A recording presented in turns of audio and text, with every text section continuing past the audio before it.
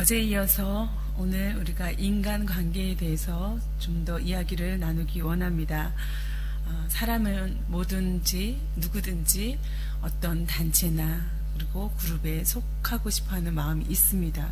또 그 소속된 사람들과 좋은 관계를 유지하고 싶어하는 마음이 있습니다. 그것은 단순히 그 관계 속에 들어가거나 또 유지하는 것에 머물지 않고 그 안에서 내가 인정을 받고 또 사람들에게 호감을 받게 되기를 누구나 바랍니다. 그래서 내가 남들에게 어떻게 비춰질까 우리는 늘 그 반응에 민감하게 됩니다. 우리가 의식적으로 인식하지 않는다고 해도 우리는 항상 주변의 사람들이 나를 어떻게 보는지, 그들이 나에 대해서 어떻게 말하는지 우리의 눈과 귀를 열어둘 때가 많습니다. 그것이 혹시 소문이나 구설수나 또 가십 따위로 나에게 전달되지는 않는지 우리는 신경을 곤두세우게 되는 것이죠. 때로는 사람들은 그런 것들 때문에 내 편과 내 편을 나누기도 합니다. 때로는 나쁜 사람, 좋은 사람으로 구분하기도 합니다. 저 사람이 나를 속이지 않을까, 사기치지 않을까, 또 배신하지 않을까, 그렇게 의심되는 사람들에 대해서는 조심해야겠구나, 그런 그룹에 넣습니다. 그런가 하면 저 사람은 믿을 만한 사람이다, 저 사람은 신뢰할 만한 사람이다, 그래서 서로 돕고 또 협력할 수 있다, 그래서 이쪽 그룹에 그 사람을 넣기도 하는 것이죠. 이렇게 우리는 사람들을 구분하는 일을 자연스럽게 하게 됩니다. 그런데 이렇게 구분하는 것에 있어서 우리가 참고하고 또 기준 삼는 것이 있는데 그것이 평판이라는 것입니다. 평판은 무엇입니까? 오랫동안 다수의 사람들이 그 사람에 대해서 경험했던 것, 그리고 그 사람에 대해서 알고 있는 기억들, 그리고 평가들, 이 모든 것이 모아진 것이 평판입니다. 이 평판이 내가 사람들하고 관계를 맺는 데 있어서 상당히 영향력을 끼치게 됩니다. 우리가 누군가 관계를 맺을 때 사람들에게 먼저 묻게 됩니다. 저 사람은 어떤 사람입니까? 저 사람 평판에 대해서 알고 있습니까? 그런데 흥미롭게도 그 평판의 출처가 정확하지 않을 때에도 우리는 그 평판에 영향을 받고 산다는 것입니다.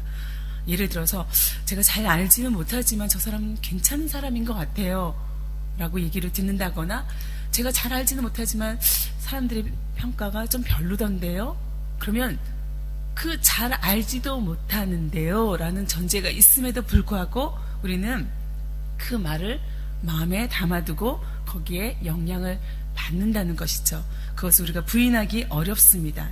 이렇듯 사람들에게서 평판이라 평가라든지 이런 것들은 참으로 우리에게 중요한 자리를 차지하고 있음을 알게 됩니다. 욥은 이제 육체적인 고통뿐만 아니라 모든 인간관계에서 큰 고통을 겪고 있음을 이 19장에서 끊임없이 토로하고 있습니다. 그는 소유도 잃었고 건강도 잃었습니다. 뿐만 아니라 사람들도 잃었습니다. 과거에 자신에 대해서 좋게 평가하던 그 평판조차도 잃었습니다. 자신의 형제, 친척들, 친구, 아내, 어린아이들까지도, 심지어 집에서 부리던 여종까지도 욥을 향해서 그의 태도들을 완전히 바꿨습니다. 모든 관계가 파괴된 것을 우리는 욥의 고백을 통해서 알 수 있습니다.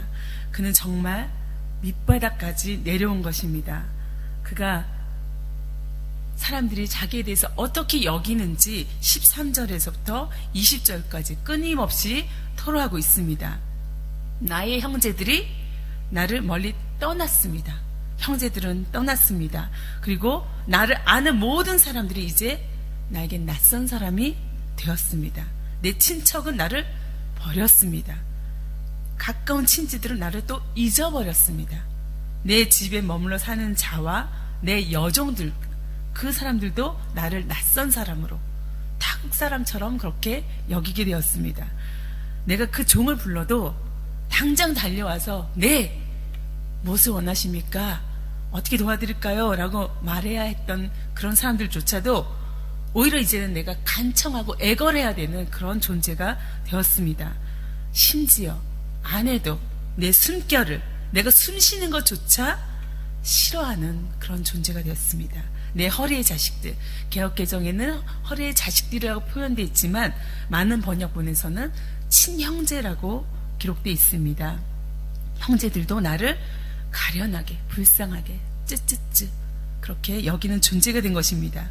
어린아이들도 나를 업신여기고 무시하고 내가 일어나면 나를 조롱하는 그런 존재가 되었습니다. 가까운 친구들은 나를 미워하고 나를 꺼리는 것입니다. 내가 오는 것을 반가워하지 않는 것입니다. 내가 사랑하는 사람들이, 정말 내가 아끼고 사랑하고 마음을 준 그 모든 사람들이 돌이켜서 그 등을 돌려서 나의 원수가 된 그런 모습이 욥의 처지인 것입니다. 그래서 이제 남은 것은 뼈에 붙어있는 살, 그리고 겨우 잇몸, 그거밖에 없다고, 나는 가진 것이 아무것도 없다고, 나는 너무도 비참하다고 그렇게 표현하고 있습니다. 인간관계에서 있을 수 있는 가장 부정적인 표현들은 여기에 다 모여있는 듯 그렇게 보입니다. 참으로 무가치한 존재가 됐고, 잊혀진 존재가 됐고, 또 무시와 구박을 받는, 사람들이 꺼리는 존재, 살아있는 것조차 미안한 그런 존재가 되어버린 것입니다. 모든 관계가 다 무너진 상태, 과거의 그 좋았던 평판으로 돌아갈 수 없는 이 절망의 끝에 욥이 와 있는 것입니다.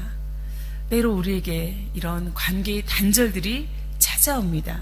그때마다 우리는 내가 왜 이런 대접을 받아야 하나, 내가 왜 이런 평가를 받아야 하나, 우리는 절망하고 참으로 마음이 아프게 될 때가 많이 있습니다.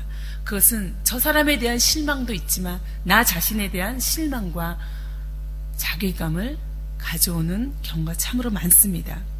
욥은 그런 이 고통 속에서 친구들에게 간곡하게 부탁합니다. 제발 너희들 그러지 말아라. 제발 나를 제발 불쌍히 좀 여겨달라. 애타는 마음으로 호소하고 있습니다. 21절에서 22절에 이렇게 기록하고 있습니다. 나의 친구야, 너희는 나를 불쌍히 여겨다오. 나를 불쌍히 여겨다오.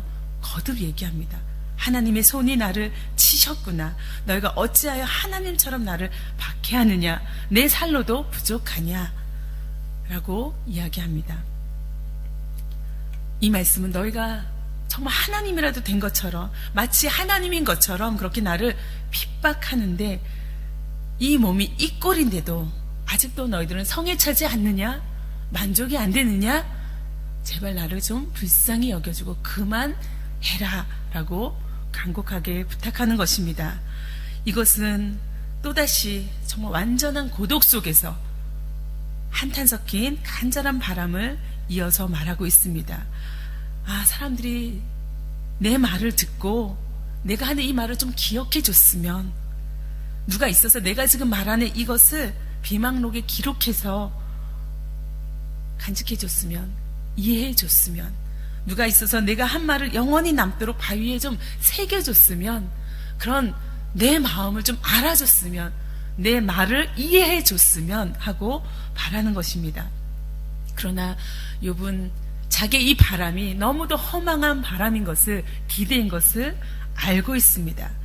참된 위로가 그들로부터, 사람으로부터 오지 못하는 것을 욥은 너무도 잘 알고 있었습니다.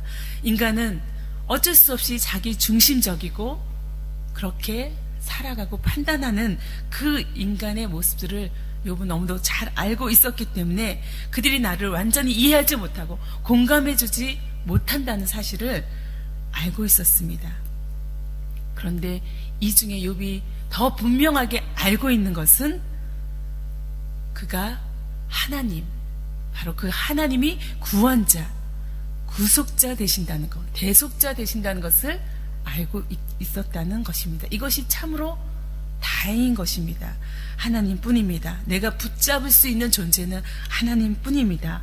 라고 욥은 고백하고 있습니다. 25절의 말씀에 이렇게 말하고 있기 때문입니다. 내가 알기에는, 내가 압니다. 내가 그렇게 확신합니다. 라고 말합니다. 나의 대속자가 살아계시니 마침내 그가 땅 위에 서실 것이라. 내 가죽이 벗김을 당한 뒤에도 내가 육체 밖에서 하나님을 보리라. 내가 그를 보리니 내 눈으로 그를 보기를 낯선 사람처럼 하지 않을 것이라. 내 마음이 초조하구나.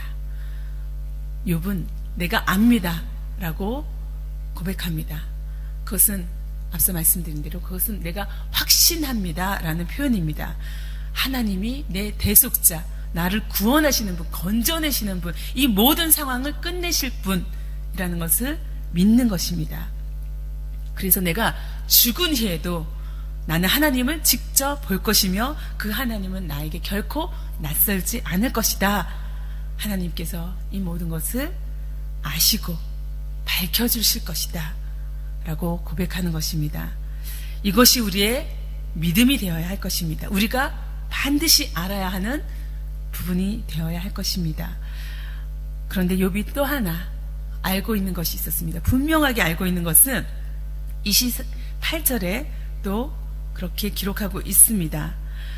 이것은 제가 세 번역으로 읽겠습니다. 나는 너희가 무슨 말을 할지 잘 알고 있다. 너희는 내게 고통을 줄 궁리만 하고 있다. 너희는 나를 칠 구실만 하고 있다. 그러나 이제 너희는 칼을 두려워해야 한다. 칼은 바로 죄 위에 내리는 하나님의 분노다. 너희는 심판하시는 분이 계시다는 것을 알아야 할 것이다.